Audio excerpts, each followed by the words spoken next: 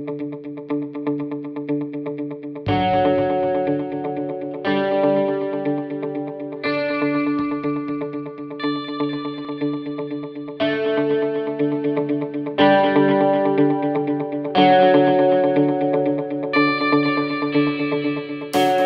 welcome back, everybody. It's time once again for another episode of Health Talks with Dr. Trinh. The one show, the only show that shows you the path to a healthier life, one conversation at a time. And today, well, we're going to have a conversation I don't hear very often here. It's not just about clinical trials. It's make sure you get an accurate sample of the real world out there. Diversifying who shows up. It's not just getting the same 10 people all look like me. Dr. Trinh, join us here. Tell us why is that important? Why can't you just go to get the same 10 people to do the trial every time here? Yeah, welcome guys, and welcome Renarda for joining us today. Renarda's pretty awesome. She has founded more than an organization. I see it as a movement to allow or to promote for medical research and clinical trials to actually reflect the people and the community that these health conditions affect. Mm-hmm. And I don't know if you're aware, but throughout the pandemic, the last few years, when we were doing studies and clinical trials on vaccinations, right? COVID vaccinations and things of that sort, the vast majority of those who participated, over 90% of the time, did not reflect the community, did not reflect America. And studies like that, where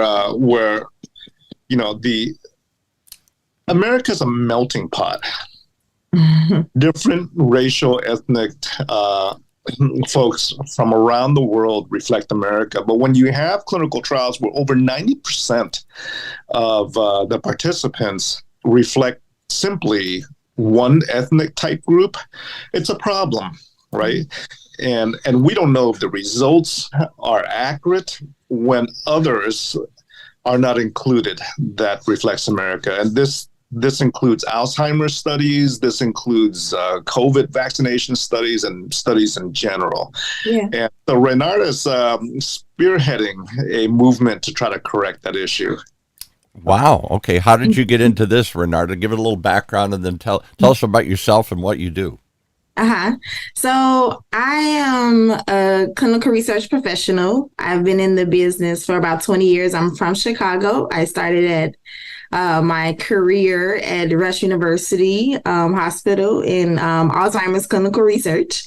And so I just kind of went on from there, grew my career from there, was a research coordinator. Then I live in San Diego now, and then I came out to San Diego, continued in research, and just in a lot of different indications, a lot of different health conditions I was working and research in. But my main one has always been Alzheimer's. I spent most of my time in Alzheimer's research, working at UCSD. And so I had an opportunity in Chicago, when I was a coordinator, to go out into the Black community, do memory assessments, and really got a chance to see the hesitation in the Black community when it came to clinical trials. And of course, I'm a Black woman. I care for my community. I really wanted to start something where I could share what I've learned in the field with my community and, kind of educate them on, why it's important, the benefits, the risks. But really tell them the whole story about why clinical trials matter for us in our community, Black and Brown communities. So I started Diverse Research now back in 2020, really was just a Facebook group where I was just educating just educating on anything clinical trials, just bringing that forth into the community, because what I want to do is try to normalize this conversation in our community, where we can understand that, hey, this is an option for us in our healthcare, a valuable option. And we could be helping bring forth breakthroughs here, for us. So, and so then in 2023, beginning of this year, really just started running toward that goal of getting us involved, getting us included. And so it's really been taking off. People are really receptive, but it's going to be some hard work. But it's okay. We're here for it. So obviously, America is a diverse country, yes. And you only have to look at this show. Look at the three faces that appear on the screen here. But why is it? My assumption. Well, let me ask this: is this true? Are most clinical trial participants, particularly in things like Alzheimer's, look like me? Just a bunch of old white folks that are scared and sign up and go do these things. And if that's true, why can't we get a more diverse group, Dr. Trinh? Does everybody look like me in these trials? And if so, why? Yeah, most people do look like you with the beard and, well, they all want to look like me. I've got the certain look that everybody wants to have. But anyway, no. I think there's two primary reasons, maybe three. One is access. Yes. Most of these clinical trials are done maybe in large academic medical centers, and most of these clinical trials are not in areas that may be underserved, right? Minority communities. So access is a huge thing. You can't, if you live somewhere in a location that's economically troubled, that may not be a clinical research site located there. They're usually at the UCLAs, at the UCSDs, the major center. The second issue is probably awareness and trust. That's what I'm going to hone in on. We've talked about this during COVID, yes. How hard it was to get trust among, let's say, immigrant communities. We'll just pick another one that's not here. Well, you're Dr. Trin's Vietnamese. How do you go into a Vietnamese community, little Saigon here, where a lot of people don't speak English, or a lot of people are first generation, and you walk in and you say, hey, we need your help. We're going to stick this in your arm. We want you to do this. And they're like, I don't think so. I don't even know who you are. And I come from countries where we don't trust the government. We don't trust institutional things. What are you doing? Are you going to report me as an illegal? Are you going to do something? There's a hesitancy when somebody rides in and says, from the government, from some official entity, and says, hi, help us. Is that part of the problem, Renarda? Even in African-American communities, they just don't trust? That's probably one of the number one problems. But I think it's important, and which is why Diverse Research Now, we're trying to also educate pharma and educate the people, the researchers that are going into the communities, because it's important to establish trust. And so you have to show that you care. And not just that they're helping you, but that you actually care and that you're trying to give them something that's going to help them, right? And give them something. So it's important to show that. And do these groups not see the problem? Do they not understand? Is it then an educational problem too? And what does that have to do? What does it have to do with me? Yeah. Yeah, that's what I was going to say too, is that education is big. So that's one of the things that we really focus in on. We hone in on. We have a community meetings every month out into in the community to just educate on some aspect of clinical trials, because yes, they need to know the whole story and how clinical trials work, what's they're going to get out of it, what's going to happen after the clinical trial. So they just need to know the whole story. And that's one of the things we have to educate. That's where it starts. We do another show on the network here with a wonderful woman. You should have her on your show sometime, Dr. Trinh. She's a 20-year survivor of pancreatic cancer. This is a disease that 95% of people die within the first 5 years. So she's a rarity. And because of that, she's made this her cause. She's involved in every organization there is. She's kind of a living hope for others. You know, she's not sure why she survived, and why she's continued to survive, but she's made it her mission to talk about this disease. And she says, now she's my age, 60-something, white woman, and she says, first thing she said, and first thing she hears from people like her is, well, what do you mean there's no chance I'm going to live? Give me the clinical trial. Give me the latest thing. I'll try something. I'll try anything. Is that not the case in other communities of color, as we'll call them here, African Americans, Hispanics, Asians, whatnot? Is that not their first response? No, it's not.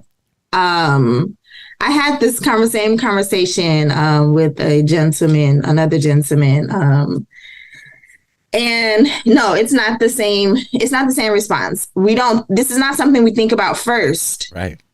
That was her first answer. She said, "What do you? I'm not going to accept that I'm going to die. Give me the latest. Give me the trial. Give me the controversial stuff. I'll try everything."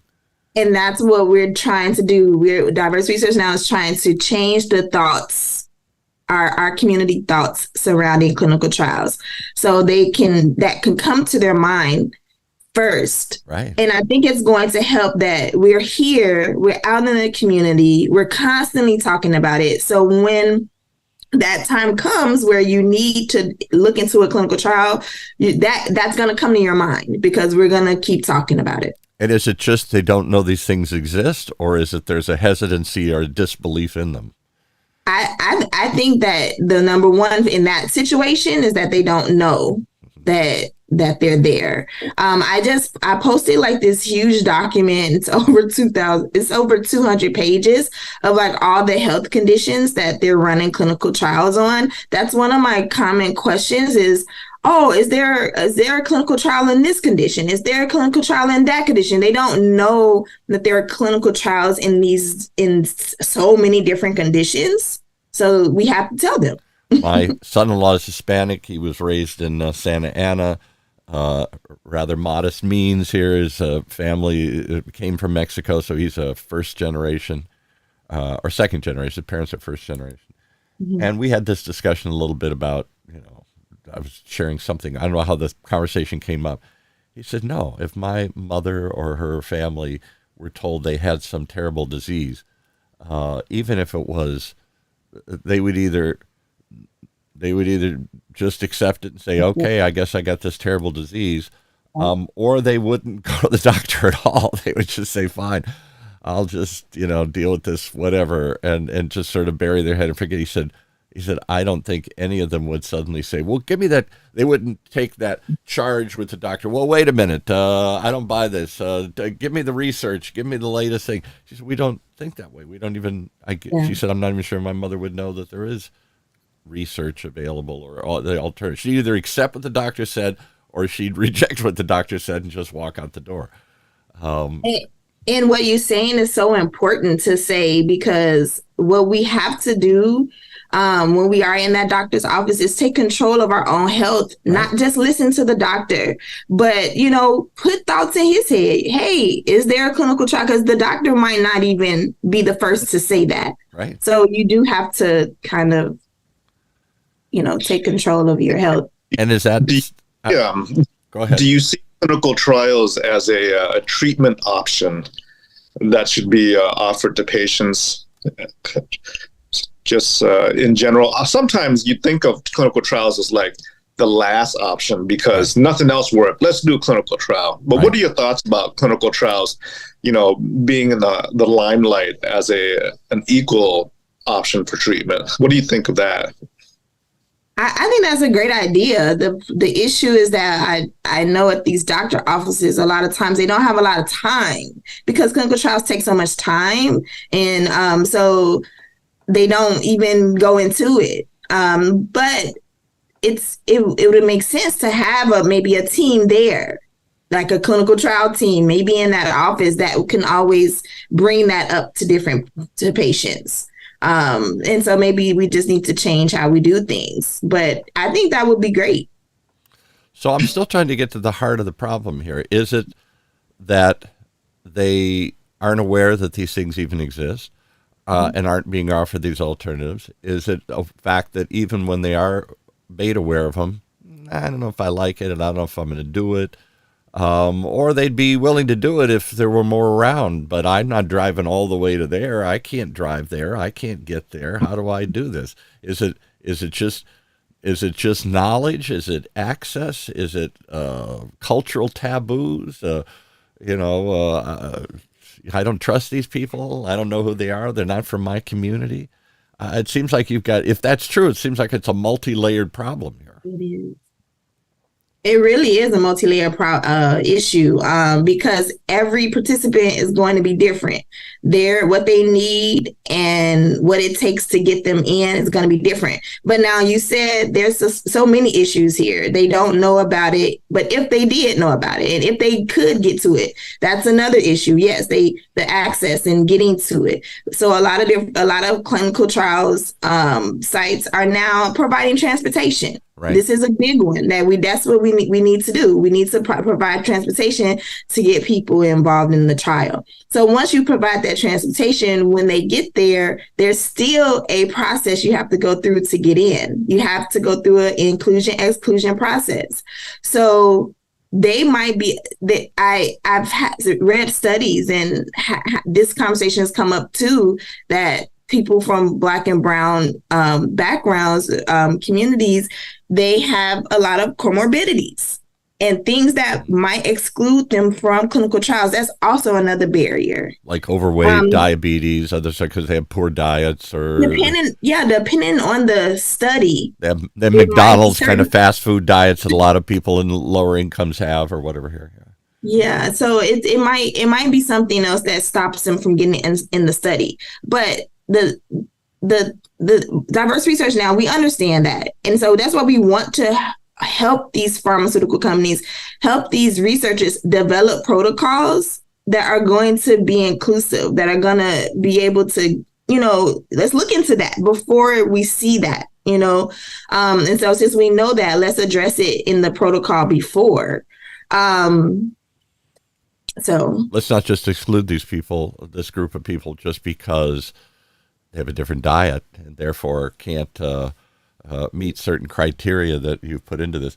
I guess, again, I don't want to sound negative in this whole thing, but you got a lot of layers of this issue here. You got to teach people such thing exists in many of these communities. They may not know these things. They don't have an experience with it. Nobody they know has gone through it. They've never heard of it. They don't think about it. And they're not around, so that just reinforces it. No, there's not one down the street. They're not running them in the Vietnamese newspaper or the African American newspapers or whatever. And even if they do, you got a lot of issues to get people there. They got to drive. They got other comorbidity issues. They on and on and on and on and on. I can see why give up, because clinical trial companies have got to get results. I got to go where I can get a group of people. I got to go fish where the fish are. And if the fish are here and they're hungry for it, then I'll go there. And we're all people, Dr. Trinh. What does it matter if you got a bunch of, if 80% of them are old Irish white guys like me? Doesn't that apply to everybody here? Absolutely not. Yeah. So Renarda, tell us about diverse research now. What exactly are your programs and services? What do you do? Yeah.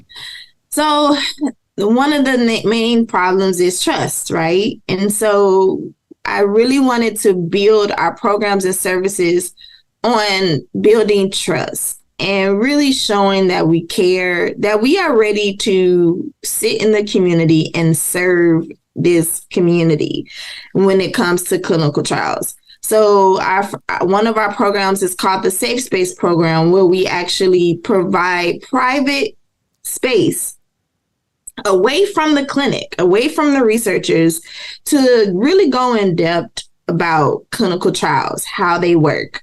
And if you're interested in a clinical trial, let's go in depth about that clinical trial. Let's get you all the information you need so you can make an informed decision on if you want to get involved or not. And I'll interrupt you for 1 second. Are you battling this? This is a hard question. I hope I don't offend anybody by asking it. But I had this conversation with an African American friend of mine, a black friend of mine, and something about clinical trials. And he said, "Oh, most people in the black community wouldn't do that because they heard so many bad stories of how they were literally guinea pigs in experiments back in the 50s and stuff here, and with very little regard for their health.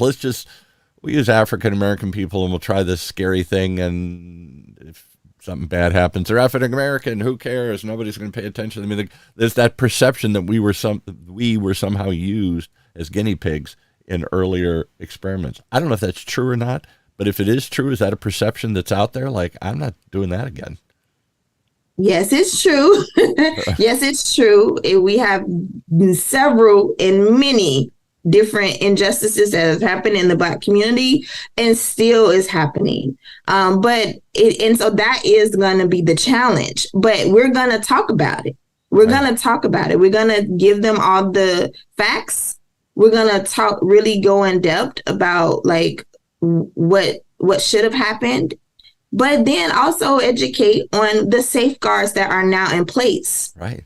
Nothing at this point, nothing can happen to you unless you sign off on it. I mean, that's what informed consent is. You have to consent to anything that this site or doctor is doing to you. Now, you have to understand, one of the things that I tell my community is that there are risks when it comes to clinical trial. There's no way to get around risks. So let's talk about those risks. There might be a side effect for what you take here. That's what they're trying to figure out. Yeah, and okay, there's risks. So let's talk about everything here. Let's lay it all out, and then, hey, does the benefits outweigh the risks? Right. That's the question. Do you think you can do this? Because at the end of this, yes, that's another thing. That's another thing. At the end of a clinical trial, yes, you might not have, it might not have helped you. Right.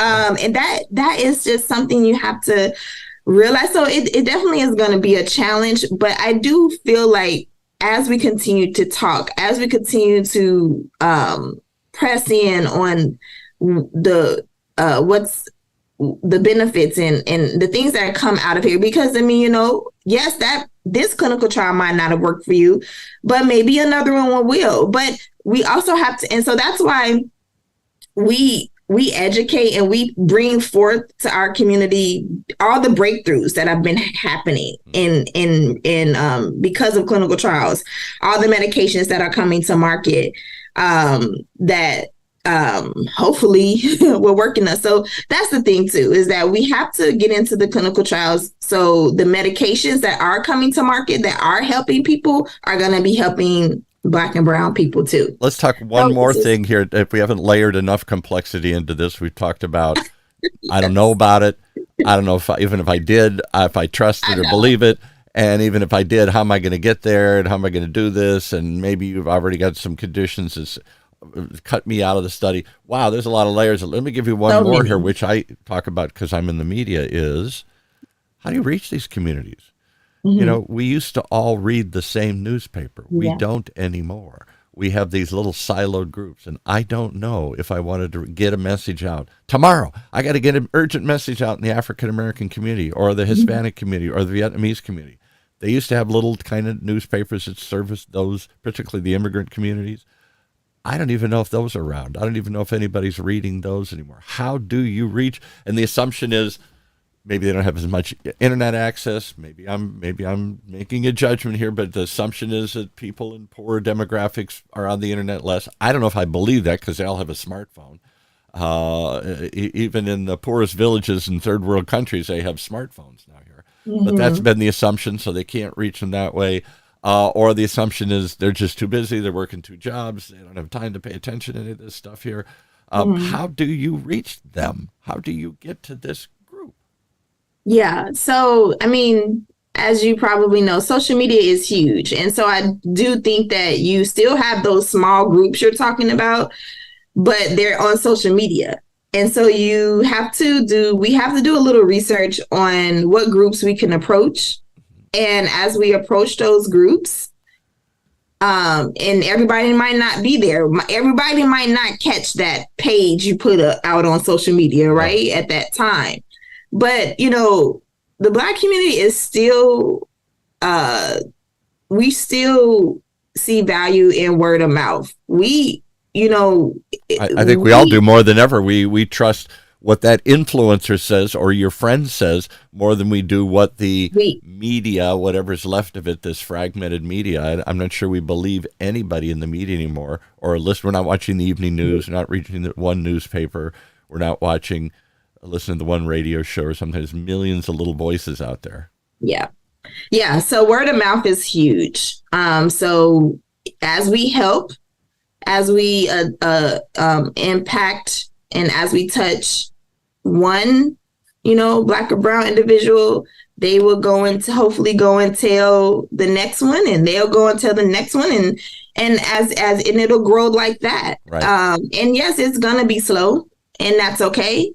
But it is of course, this is my life work right now, so I'm okay with that, with just it growing slow, and we just making as much an impact as we can. Do we have to, I'm going to show my old Hollywood background, do we have to enlist celebrities? Do we have to enlist trusted voices?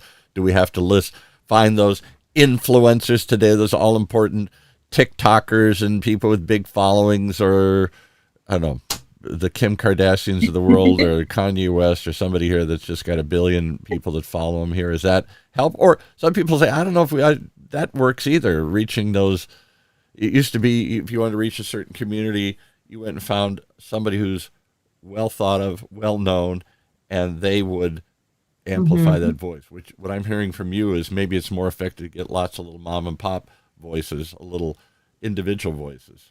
No, I think that helps too. I mean, honestly, we have to have several different strategies going here. You know what I mean? So that's definitely a strategy that we want to keep too. Okay, got a big thing here, Dr. Trinh. If it's something that hard, do most clinical researchers just quit and say, somebody else will figure that out?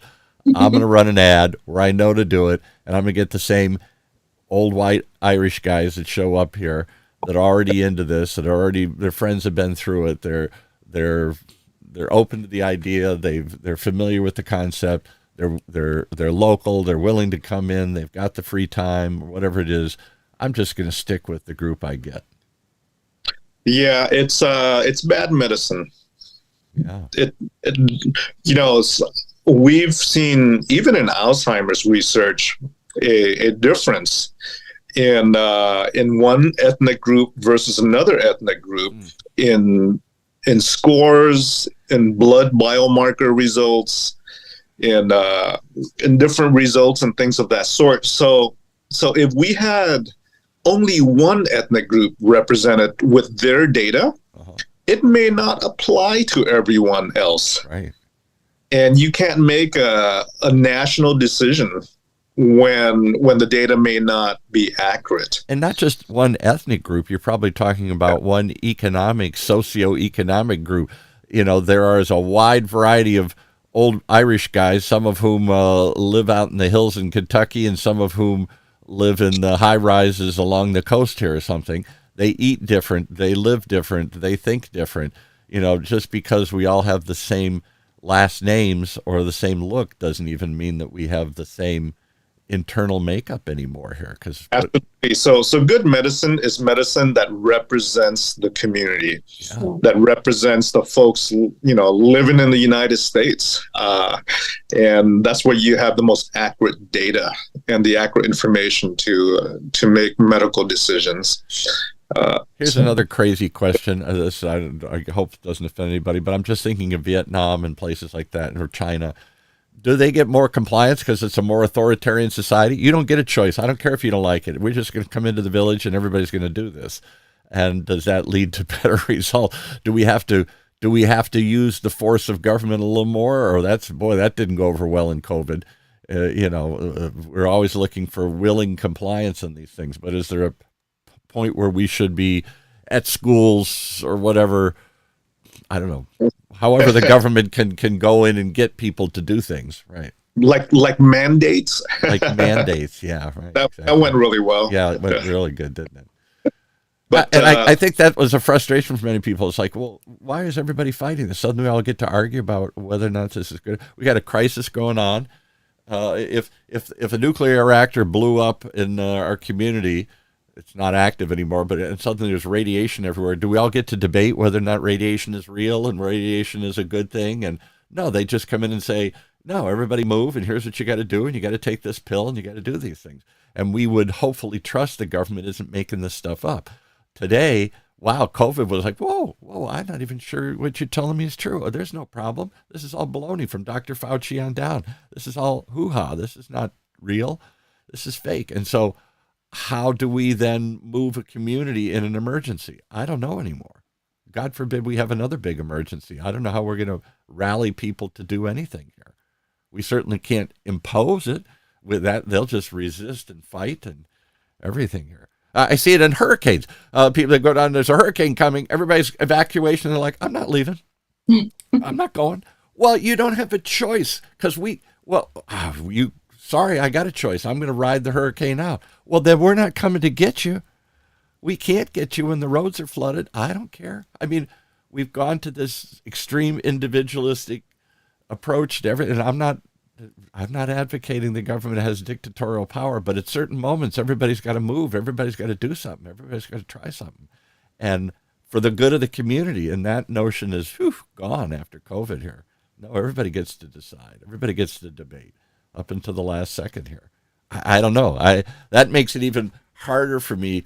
So now we're just back to pure persuasion. Please, and can I convince you? And it's not so bad. And come on, I know you're scared. I know you got these unreasonable feels. It's like talking down children. I know you think there's a boogeyman out there, but there's nobody in the dark. Look under the bed. There's nothing there. Really, this is a good thing. Do we have to? I'm definitely not authoritarian. But when we talk about research and finding new medicines, I think we ought to have data that is accurate. And so if you have data that does not reflect America or does not reflect your community, that data may be inaccurate, and physicians will be making inaccurate decisions. I'll give you a classic example in my life. As a little boy, living in Cincinnati, where Dr. Jonas Salk was inventing a polio vaccine, they needed to test it on a lot of people at some phase in the thing here. They weren't asking for volunteers anymore. Every little boy, every little girl in the Cincinnati school system, black, brown, green, purple, whatever, got tested.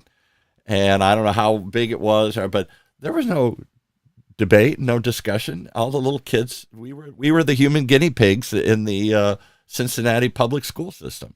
And my mother was always very proud that we were amongst her. She thought that was a good thing, that we were amongst the very first and the safest, and we got the thing.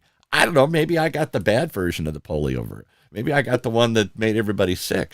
But they didn't ask me for a little consent form, and my mother never thought to challenge it or to pull me out and said, no, my child's not getting a vaccine. I mean, they came by and they said, line up, and we all lined up and we all took the vaccine. That was a different time. But we all got it, but polio vaccine was proven and figured out, and how many millions and zillions of lives did it save? I'm sure it made some people sick. Maybe a couple people died during the clinical trials. I don't know. But it was a different time. There was no debate or discussion or whether or not you believe in vaccines. So I don't know. Have we gone too far? That the old guy in me tends to think yes, but maybe but I don't know what the answer is, because I was going to sound horrified. Well, you can't force people to do things. They did in those days. What do you guys think? I mean, it wasn't that long ago that this wasn't a debate and it wasn't a discussion, and the government was either trusted enough or nobody questioned it, and they did find ways to rally people and just use large groups of people, soldiers or school children and those sorts of things. But I can't imagine any of that happens today. I know parents fight vaccines at schools today here. I know that mandatory vaccines are a big controversy. My own family, my sister-in-law, horrified that we had our grandkids get the mumps, rubella, MMR, mumps, something, measles, and rubella vaccine that every school said, you can't bring your kid in here. We're just not going to deal with this. If you're not vaccinated, they can't come in. And a lot of people are saying, fine, then I'm going to homeschool these kids. I'm never going to let them get that vaccine. It leads to autism and everything else here. Yeah. I don't know. I think the reason why is because, hey, technology, we've grown, right? Like, so now information is at our fingertips. Right. And so because we have all this information, we can just go look up, and like what's going on. Disinformation too. We got a lot of stuff. Exactly. Some of it is misinformation, but who knows what? Like, so you just kind of take everything in, and yes, these cause people to, hey, oh, wait a minute, have a second thought about what's going on. And especially in Black and brown communities where there has been so many injustices. Yes, back in the day, they just did things, but we know now what was happening when it came to Black and brown individuals then. Like, a lot of things were not done right. So, of course, they're going to have this hesitation. Of course, they're not going to want to listen to the government. Of course, these things are that's just what it is. And that's a symptom across society. I mean, I was shocked. Dr. Trinh was on the air during COVID. That was when the show started. And he'd come in and talk about Dr. Fauci, and here's the latest stuff. And in the beginning, we'd all tune in. Great. I got an access. Tell me, you got an ear, your research, you understand this better than I do. But then the confusion happened. We've never seen this before. We don't know everything. The data changed or the ideas changed. It's a good thing to take a mask. It's a bad thing to take a mask. It's this and that. And bit by bit, everybody went, these people don't know. They don't know what they're talking about. I don't trust any of them. And suddenly, I listened to some of the comments on this show. People who believe Dr. Trinh, who trust Dr. Trinh, who are of the group that would normally be pro-science, are questioning Dr. Fauci's motives. Was he part of some secret group that was benefiting from experimenting? Was he part of the group that encouraged the Chinese to develop this and let it loose? And did that really happen? And I mean, on and on and on, these conspiracies and these things. And pretty soon, Dr. Trinh, I could just hear him. We played all this. He's kind of like, I'm just telling you what the latest research says. Whether you're not you, almost like nobody wants to hear the latest research, because I don't even know if I believe the latest research. I don't believe anything. I believe my gut reaction, my influencer on YouTube. I don't know. That was a scary time where somebody like Dr. Fauci, who to me seemed like this kindly little old man who'd spent his life researching it, suddenly turned into this demon, was really driven out of the field because he was saying stuff people didn't want to hear. And he was honest enough to say, we don't know. The data's changing. We're learning things all the time. I'm sorry we thought this, but now we have more information, and now we think something different. It's like, no, I don't want to hear any of that. Very interesting times. Very interesting times. So out of that, you got a community of color that's had bad experiences, abusive experiences in clinical trials early on, and now you got a general feeling of science and trials and all that stuff. Hoo-ha. I don't want to try any of it. I don't want to be the guinea pig. I don't want to do any of this stuff here. And on top of it, then, well, do you even know what it is? Can you get there? I mean, we got layers and layers of people. It must be harder than ever to get people into clinical trials. Anybody? Is that true, Dr. Trinh? Are the participation levels dropping? Or is that just, am I extrapolating a fear and turning it into a result here? I don't know. That's why Renarda is going to fix all this. Renarda's the one to do it. I could tell because she's quiet. She's nobody. If Renarda came into my community, black, brown, green, purple, I trust her. I believe her. The only thing I don't trust is her clock never moves on the back of her screen. And that makes me wonder, maybe she's not a real person. She's like, just a little. Yeah, I might be an AI. She's just an AI. I'm not sure we're talking to somebody real because they forgot to change the clock in the back of her screen there. So I think I see that flaw here in the program. I think that we're doing better. I think that the community is listening. and their hearing. It's just going to take a little time. And that's what I tell. See, back to time again here. And she's saying time is standing still. There is no time in Renarda's world. So we don't want time to stand still in this situation. We want it to keep moving so we can keep moving to that goal. Okay. So, okay. But no, I think that we are listening and we are considering, and that's all we want. Yeah. Get in the conversation. Have them consider the option here. See, now somebody shut her off. I mean, honestly, the powers that be suddenly cut her internet connection for a moment there. Whatever she said, we didn't hear it. She froze for a second there. Yeah. Did I freeze? You did for a second here. Oh, I'm sorry. Just as you were making your point, I thought, see, there is a little black helicopter flying around from the government here, cutting that access off. Oh, you know what? You're right. Because I don't know what that was. The internet was just fine a second ago. Yeah. Am I okay now? You're okay now. So make your point again. Are we making progress? Are we in the conversation? Yeah, no, I was going to say that I think we are listening. Our community is listening. They are hearing. They want to learn about this. And it's just going to take time to move us. And that's okay.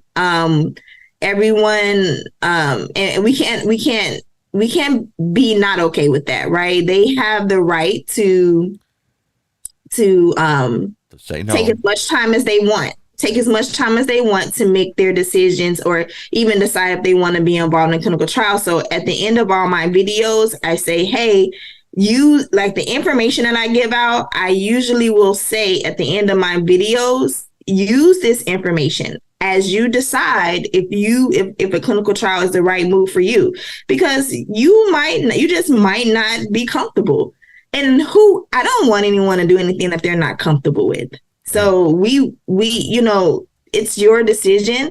I think that we can still, make an impactful. We can be impactful. We can still move that number up with us getting involved. But yeah, everyone's not going to do it.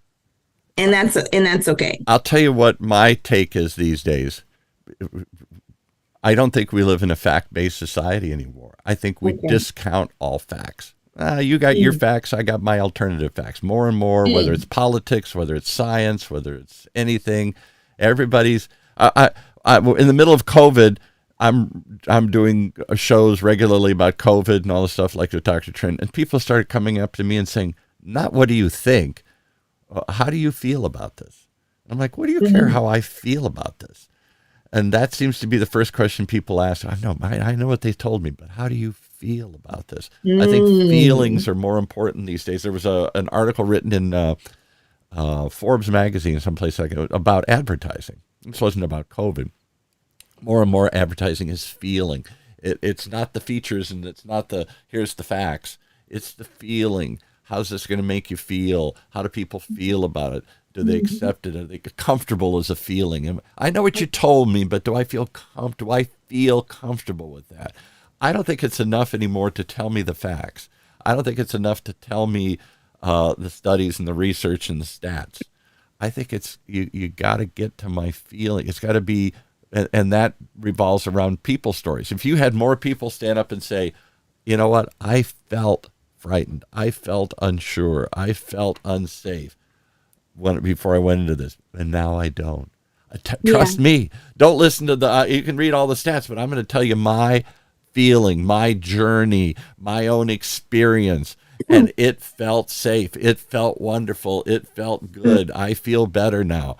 If you took that kind of approach rather than, okay, guys, I know you're scared, but look at the facts. Look at how it is. Here's how it's going to happen. Here's the process. Here's what you all as scientists want to just tell me the facts, and then you're frustrated when I go, I don't know, but I don't feel comfortable with that. That's right. Man, I'm so happy that you said that, because that's exactly why our other program is called the Study Buddy program. Study Buddy, there you go. I need a study buddy. Because we don't want to just tell people educate them and inform them, but we want to hold their hand and walk with them through the process, so they can feel comfortable at all times, so they know that we're advocates. So we want to make sure that they know that, hey, we have your back. We're advocating for you at all times. So if anytime you're feeling uncomfortable, we're going to keep checking in with you, make sure you're good, make sure you know everything that's going on. Right. And so that's going to be huge. I think that's huge. Yeah, there's the answer. It isn't just educating me and getting the pamphlets in front of me and having the webinars and the seminars and the church meetings and everything, and people show up and ask the questions. They still don't feel sure about it. They still don't feel comfortable. You got to walk them through it. You got to hold their hand. You got to make them feel safe and comfortable and knowledgeable. Yeah. Yep. You hit it right on the bullseye. Yes, that's so true. Well, I see it all the time, and I've given up trying to hit people with the facts. Whatever, I can give you 100 examples, and we won't go into all the politics of all these different things, but COVID and other things. It's like, here's the facts. Mm-hmm. I don't care. How do you feel about those facts? How do you feel about it? Yeah. And feel comes down to trust. Yeah. Right. Do I believe you? And belief and trust. Yeah. Right. Do I trust? And trust is emotional. Very much. And it's independent from the facts. And so, yes, you have the facts, but do I trust you? My favorite joke, my wife would be mad if she knew I was saying this, but when we get in a fight, I come at it from I was trained to be logical and go through the facts. And my wife says, I don't care.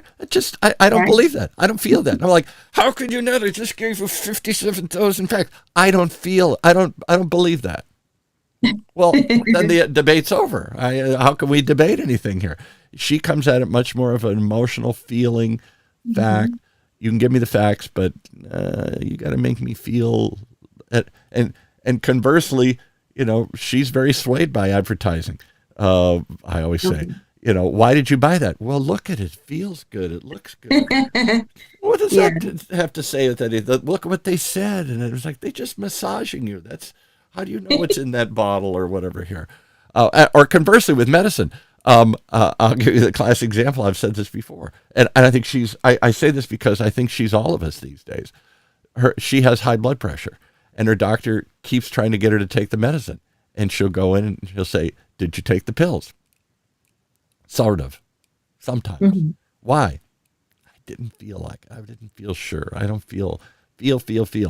Quit feeling. Look, your high blood pressure's up to here. We got to get it down. Take this. I don't know. I don't feel good about pills. I don't know if I feel good about this. I don't know if I feel. Yeah. So I'll take a half a pill. I say, well, who makes you the expert? I don't know. I feel good with a half a pill. I don't feel good with a whole pill. It's like we're all down to feelings. We live in a world where feelings outweigh facts because we don't trust facts anymore.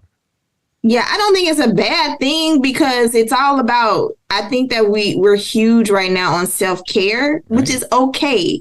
We need to take care of ourselves and we do need to pay attention to how we feel, not just like mentally, but physically. We need to pay attention to those things. But it is a fine line. Like if you know that something is happening in your body, now it'd be different if she's trying to control it another way. If she doesn't want to take the medication, maybe she's trying to control it with her eating. But maybe. But I mean, yeah. So you have to it's about self-care. So okay, if you're not going to take that medication, what else are you going to do?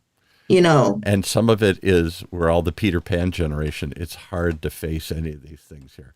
I'm a classic example. I'm not going to the doctor, not just because I'm a big tough guy, probably because I'm a little scared kid and I don't want to know. And if I don't know, I can just pretend everything's okay. Man. I can just. That's huge in the Black community. Don't want to know. Don't want to deal with it. Yeah. And I know that's ridiculous, but I just don't want to know. Don't you want to know? Don't you want to get tested? No, because then I'll have to do something. And somehow if I don't know, nothing bad's going to happen. But why is that? Why wouldn't people want to know? Is it because there's a fear involved, right? I'm assuming. Yep. Right. Yeah. I mean, that's childish, but I suffer from that. First I think, I'm just a big, tough, rough guy. I don't need to do this. I can suck it all up. I had a friend of mine that eventually died of a heart attack, and he kept having all these symptoms and problems. And I've kind of realized it wasn't because he was big and tough and rough. It's because he's a little kid and scared. He didn't want to know any of this stuff. Yeah. And if you didn't know, what you don't know can't hurt you. I was at dinner last night with a group of physicians, and we were talking about, these new blood tests that can detect the Alzheimer's proteins, right? Right. The tiles and the amyloid and all that. And to my surprise, none of those doctors want to know.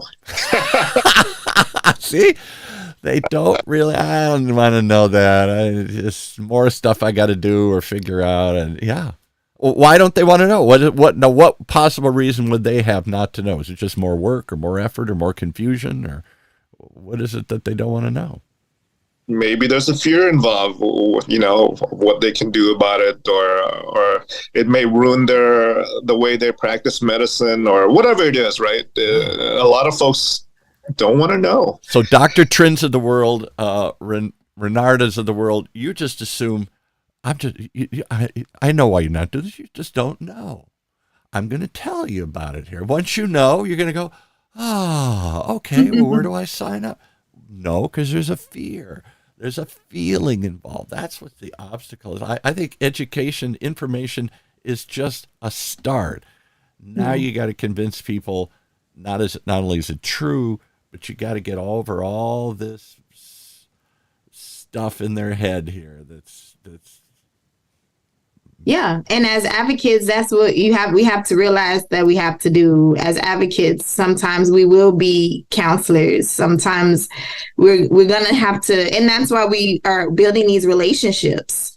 So, hey, they can talk to us about it. We can, get them to where they need to be. Open up and tell you the truth. Face it themselves, Again, we live in my opinion, we live in a feeling-based world. We've swayed all the way. In the midst of all the science and technology, we're going back to, I don't trust any of it. I don't believe any of it. I'm just going to go on how I feel. And my feelings are mostly fear. I'm afraid of the politics. I'm afraid of science. I'm afraid of technology. I'm afraid of my neighbors. I'm afraid of everything out there. Fear is the overriding feeling and emotion that we're governed by. And fear just means lack of trust. Yeah. Right. Yeah. So Renarda, how do folks find you? How do they participate with your organization? Do you have a website, phone number? I know you're on social media. How do they find you? So we're on social media. I'll start with that. You can find us on Facebook, Diverse Research Now on Facebook. We're on Instagram, diverse_research_now. You can find us there. Follow us, please. You can email us at info@diverseresearchnow. And we do have a phone number. It's 858-326-3477. So you can give us a call, leave a message, mostly just leave a message so we'll have time to get back to you. But leave a message on if you're interested in clinical trials, or if you just want to talk about them, because we can set up a safe space with you where we can just talk about clinical trials. We all got to have a safe space these days here. Where's my safe space? It's like you said about hey, we are emotional. We're private. We want, we don't want everyone to know our business. No, that's another whole thing. Oh boy, I don't want anybody to know what I'm doing. Yeah. Right. Yeah. So that's how you can find us. We have a website, www.diverseresearchnow.com. So just several ways we're there. I love it. And you're a nonprofit organization? Yes. Yeah. Yep. Well, I trust you. I believe you. And I hope others do too. You have that kind of persona here. Dr. Trinh does too. How could you not trust and believe Dr. Trinh? Dr. Trinh be like, I know you're scared. Just take the pill. Here you go. Attaboy. Like the typical, whatever, pediatric physician. I know you don't like the shot. Just look the other way. It'll be over quick. Okay, there you go. Yeah. And I wanted to point out that, yes, we're a nonprofit organization, and all our programs and services are free. We are not charging the community for our programs and services. I have to say that because sometimes people Dr. Trinh, I don't believe that. Nothing's free in this world. I don't know. it's amazing. It's an amazing organization. You founded, and it is much needed in the world today to promote inclusion and inclusivity. And not just for the value that brings. Yes, we want everybody to be involved, and nobody should be left behind. But it's good science. If we're just studying one handful of people over and over and over again, we're not going to get good science.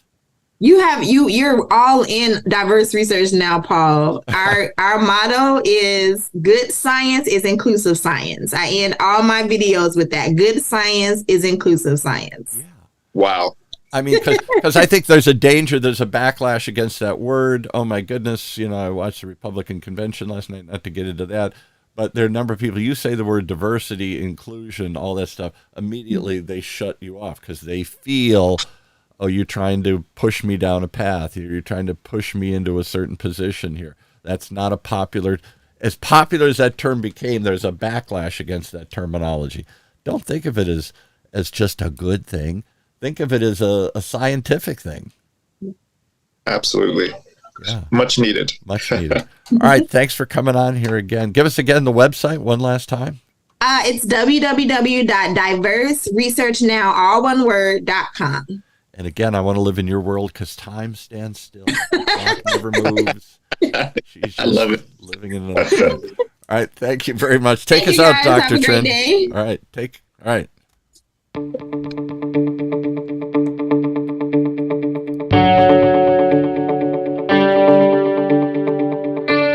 Well, there you have it. If you want to be included, that's how you can. Or just tune in each and every week and include yourself in the conversation. Health Talks of Dr. Trinh, streaming live from our studios here at the University of California, Irvine's Beale Applied Innovation Center.